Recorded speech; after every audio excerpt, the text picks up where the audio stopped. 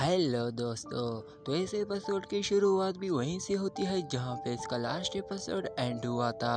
तो अब हमारा ये वाला एपिसोड स्टार्ट होता है तो हम उसी जगह को देखते हैं जहां सभी डिज़ाइबर्स बैठकर पार्टी कर रहे होते हैं, जिस पर एक डिज़ाइबर उठकर कहता है कि इस पार्टी में हम बस ड्रिंक ही कर रहे हैं, कुछ डांस भी तो हो जाए। साउथ से जो मेहमान आए हैं इनमें काफ़ी खूबसूरत लड़कियां भी हैं, तो क्यों ना इनके साथ कुछ डांस हो जाए। जिस पर जी चैन जवाब देता है कि ये तो बड़ी अच्छी बात कही है तुमने, मज़ेदार वाइन के साथ क्यों ना आज इन खूबसूरत लड़कियों के साथ एक डांस भी हो जाए। अब वो सभी डिज़ाइबर्स उन लड़कियों को डांस करने के लिए मजबूर करने लगते हैं। इस पर दूसरा डिज़ाइबर जवाब देता है कि हाँ सही कहा, हम कब से यहाँ मार्शल आर्ट और दूसरी बातें कर रहे हैं। इस पार्टी का मज़ा तो इन लड़कियों के साथ डांस करने में मिलेगा।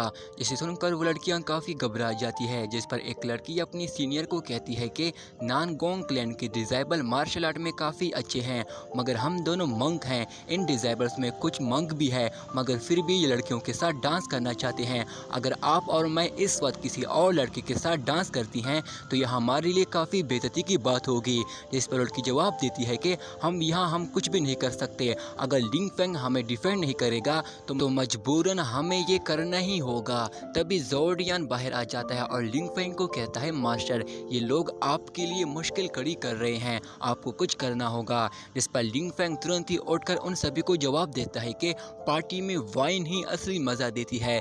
लेकिन मेरे प्यारे दोस्तों, अगर आप लोग किसी खूबसूरत लड़की का डांस देखना चाहते हैं तो आप उसकी डांस को देख सकते हैं, मुझे इसे कोई फ़र्क नहीं पड़ता, मगर उनके साथ डांस करने के लिए तुम अपनी औकात बनाओ। इस पर डिज़ाइबर उसे पूछता है कि लिंग फेंग, इसे तुम्हारा क्या मतलब हुआ। इस पर लिंग फेंग जवाब देता है कि मेरा मतलब ये है कि यहाँ जोनजू कॉन्टिनेंट के सभी मंक बिल्कुल एक कचरे जैसे हैं। ये सुनकर वो सभी डिज़ाइबर तुरंत ही उठकर उसे कहते हैं लिंग फेंग, तुमने ये बोलने की हिम्मत भी कैसी की, जल्दी से हमसे माफ़ी मांगो वरना अच्छा नहीं होगा।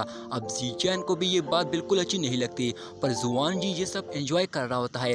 तभी एक डिज़ाइबर लिंग फेंग को कहता है तुम जिनवू लेवल 6 में हो और ऐसा बकवास करने की हिम्मत भी कर रहे हो। तभी फेरी याओ याओ लिंग फेंग को कहती है तुम्हारी इस बात से सभी तुमसे काफ़ी नफरत करेंगे। इसके जवाब में लिंग फेंग जवाब देता है मुझे फ़र्क नहीं पड़ता। जिस पर वो उन सभी को कहता है कि एंशिएंट डीमंस यहाँ इस जोनजू कॉन्टिनेंट में एंटर हो गए हैं और तुम लोग खुद को महान डिज़ाइबर समझते हो और यहाँ बैठकर हमारे साथ आई हुई कुछ मंक लड़कियों को शर्मिंदा करना चाहते हो। इससे तुम हमारे और अपने ख़ानदान की बेइज्जती कर रहे हो। जैसे सुनकर हेवनली सोर्ड साइड के डिज़ाइबर गुस्से के साथ जवाब देते हैं कि ब्रदर लिंग फेंग बिल्कुल सही कह रहे हैं, इस कदम से तुम लोग तियान जियाओ का नाम बदनाम कर रहे हो। जिस पर एक डिज़ाइबर जवाब देता है कि कुछ लोग यहाँ डांस देखना चाहते हैं तो इसमें बुरा क्या है, पर हम उनमें से नहीं हैं। पर एक दो डिज़ाइबर्स की वजह से तुम हम सभी की बेइज्जती करके इसका इल्ज़ाम हम सभी पर नहीं लगा सकते। इस पर लिंग फेंग जवाब देता है मुझे नहीं लगता, क्योंकि तुम में से हर एक जोनजू कॉन्टिनेंट की शांत हो।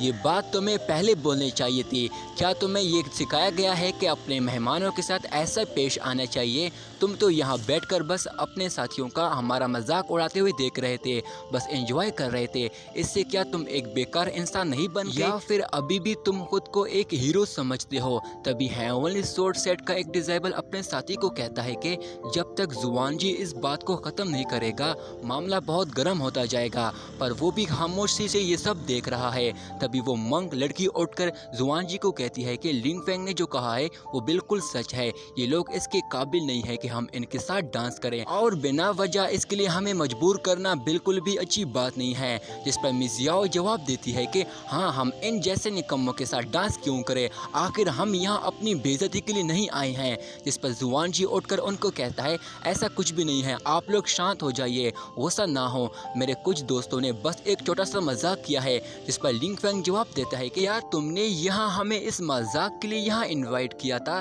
ताकि तुम यहाँ अपने दोस्तों के साथ मेरे अपने और कुछ दूसरे क्लैन के लड़कियों के साथ उनका मजाक उड़ाओ। जिस पर मिस कुआनिन उसे कहती है हाँ सही कहा, तुम जोंगजू कॉन्टिनेंट के एक मंक हो, तुम हमारे लिए ये सोच भी कैसे सकती हो। जिस पर जीचैन जवाब देता है कि मुझे लगता है कि साउथ से आए हुए कुछ मेहमान कुछ ज़्यादा ही ओल्ड फैशन के हैं। हमारे यहाँ जितनी भी डिज़ाइबर्स बैठे हुए हैं, इस तरह के टैलेंटेड डिज़ाइबर्स को 100 सालों में प्रोड्यूस करना भी काफ़ी मुश्किल काम है।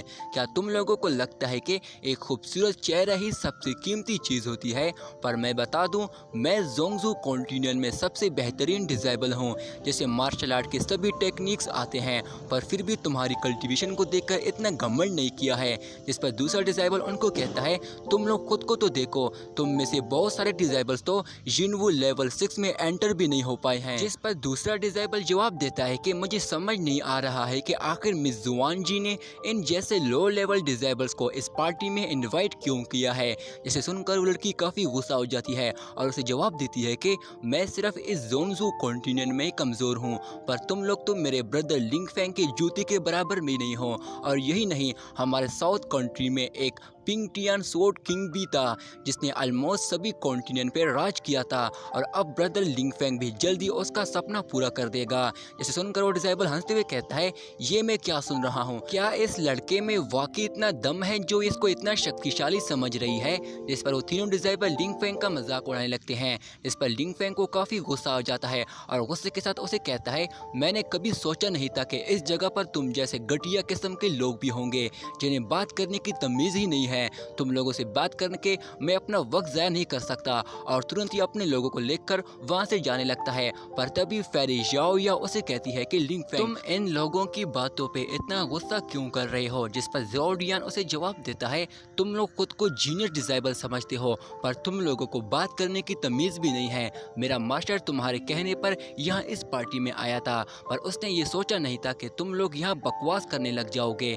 यहाँ बात करने के लिए अब कुछ नहीं बचा, इसलिए हम जा रहे हैं। जिस पर फेरी ज़ाओया उसे कहती है कि तुम तो काफ़ी पावरफुल लग रहे हो। जिस पर वो जवाब देता है, वो तो मैं हूँ। जिस पर एक डिसेबल उठकर उसे कहता है, ये परिंदा कुछ ज़्यादा ही बोल रहा है। पर तभी ज़ीचैन लिंग फैंग के पास आते हुए कहता है, लिंग फैंग, अगर अब तुम इस पार्टी का मज़ा ख़राब ही करना चाहते हो तो क्यों ना तुम अब मेरे साथ एक फ़ाइट ही कर लो। जिस पर लिंग फैंग जवाब देता है, मैं तुम्हारे साथ फ़ाइट क्यों करूँ। जिस पर ज़ीचैन जवाब देता है, क्यों डर रहे हो। जिस पर लिंग फैंग जवाब देता है, तू मेरे टक्कर का नहीं है। जिसके साथ ही वो वहाँ से जाने लगता है। जिसे देखकर एक डिसेबल गुस्से के साथ कहता है, तुम एक लो लेवल के डिसेबल हमारे मिस्टर ज़ीचैन को इतना घमंड दिखा रहे हो, तो मैं अपने एक ही अटैक से मार सकता हूँ। और इतना कहते ही वो लिंग फैंग पे अटैक करने लगता है। जिसे देखकर मिस जुई तुरंत ही अपनी डिवाइन स्वॉर्ड निकालते हुए उसको रोककर पीछे कर देती है, और फिर तुरंत ही उस पर स्वॉर्ड स्लैश से अटैक करके उसे पीछे दूर फेंक देती है। वीडियो को लाइक कर देना, शुक्रिया।